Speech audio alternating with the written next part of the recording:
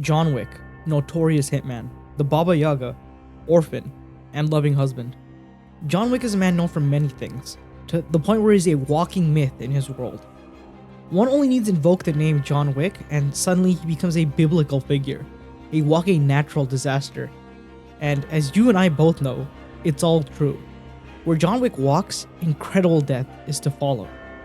There's more than enough evidence across all the John Wick movies to prove that the legend of John Wick isn't just a story like Hercules and the Nemean Lion. If anything, they don't do him enough justice. By the way, spoilers for all the John Wick movies and anything else that's on the screen right now. But I have a question. Why does John Wick fight? What's it all for? Throughout the series, John is a reactive character. He only does things as a reaction to other characters' actions. They kill his dog and steal his car, he hunts them down. Someone calls in a favor from John, he does the favor. John Wick is less of a person and more of a weapon. Aim him and shoot. He doesn't miss. But that's where the fourth movie differs. The fourth movie is the first time you watch as John is proactive about what he wants and fights for. It's the first time we ever see people ask John his opinion on things like how he feels about his life and what it represents to him. But what is it exactly that he wants? That he's willing to fight so hard for? That all the death and destruction has been for? Freedom. The John Wick movies present us with many different things to fight for. Money, power, family, friends, revenge. These are all things that John could have and has had throughout his life. If he wanted them, he could have them again. John could have stayed an assassin and had literally anything that the High Table would have granted him. Anything he could have ever wanted. But that would mean staying in their system, under their control. What John wants is to live as a free man, not bound by anyone's chains. Is it because when he was with his wife Helen, he was free? So by doing so, he'll be closer to her? Maybe he's tired of being a pawn in a game by the rich and powerful. Walk away. Yeah, Jonathan. Walk away. We don't really know. John Wick isn't a man of many words. In fact, he so infamously says so little words that it gets on news articles. But what we do know is how John sees his life and what he wants to be viewed as. When asked what he would want written on his tombstone to encompass his entire existence, the walking boogeyman that even the worst men alive fear, he tells us that on his tombstone, he wants written, loving husband. That's what I want on mine. John, loving husband. loving husband. That's how he sees himself and how he wants to view his own life. Throughout the movies, we have people tell us who John Wick is. It's like a whole thing to prove how scary he is. He's the Baba Yaga. He's killed 3 guys with a pencil. He was an orphan, picked up and honed by the Ruscaroma. These are all things that everybody else says about him, because to everyone else, John Wick is a legend, a folktale, a natural disaster, a myth. But none of those things are human. What John does when he says he wants to be remembered as a loving husband is remind us that he's human. That what everybody else does is rob him of his humanity. The only time people treat John as a person is when they're friends with him, which, as we know, is few and far between. Freedom isn't something that's easy to get. It's hard fought and earned through blood. This is something that's emphasized through the movie's final location. The final battle against the main villain takes place in Paris, France. If John can survive the night being hunted by assassins like it's Dynasty Warriors, then he can fight the final boss and win his freedom at Sacré-Cœur in Paris. France is a country steeped in history with regard to freedom.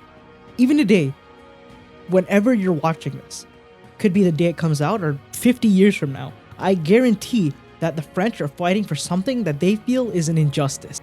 Whether that's raising their retirement age or the price of baguettes, the French don't play around when it comes to affecting their lives. The final battlefield for John Wick is against a man called the Marquis de Gramont, in a country where they literally killed kings and queens in a fight for their freedom. A marquis is a noble title granted by a king or queen to a person, usually alongside some land. It's like saying duke or count.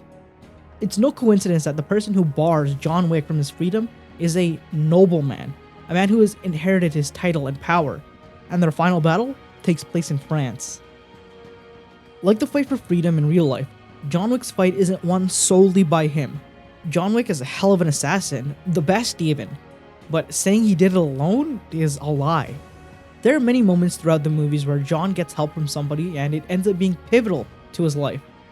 John Wick is definitely a monster, but he's also human, and like any person, he's fallible. Like with history, it's not built by powerful men like the Marquis. History is built on the backs of groups of people who fight for their freedom and liberty. Men like the Marquis like to claim they make history when it's really built on the backs of others. John Wick's freedom isn't won because he's some sort of great man who's just better than his opponents. John Wick's freedom is won because of the sacrifices that others have made for him. But unlike men like the Marquis, when someone gives up their life for John, it's because they want to, not because they are forced to. They're fighting for something they believe in, not just to enrich some guy they don't even know. The analogy isn't perfect. John doesn't fight for the liberation of a class of people, just himself. And also Kane, sort of. But what does any of that matter if the ending is true? Spoilers for the end of John Wick 4. After John wins his freedom, he then immediately passes away. Unless this is retcon in like a sequel movie or something, but we're living here and now where John Wick is believed to be dead.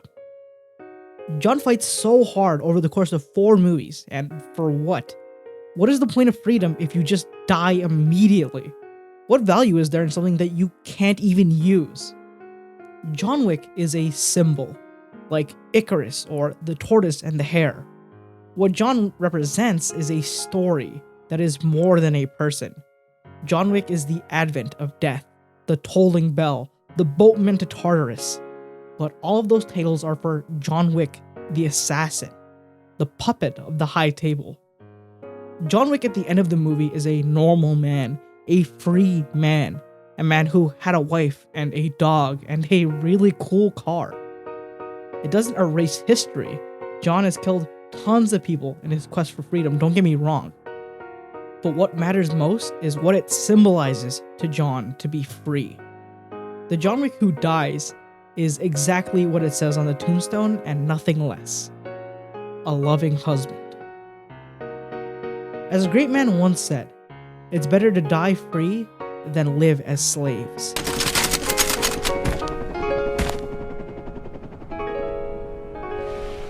Boy, oh boy. The price of freedom is steep. Now, I'll hold them off.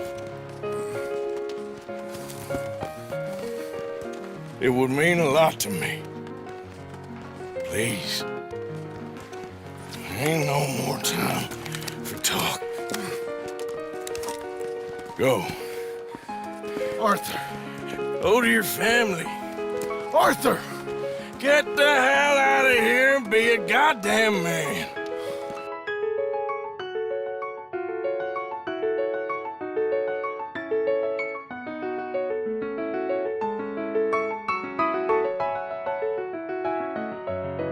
Thank you so much for watching. I really hope you enjoyed this video.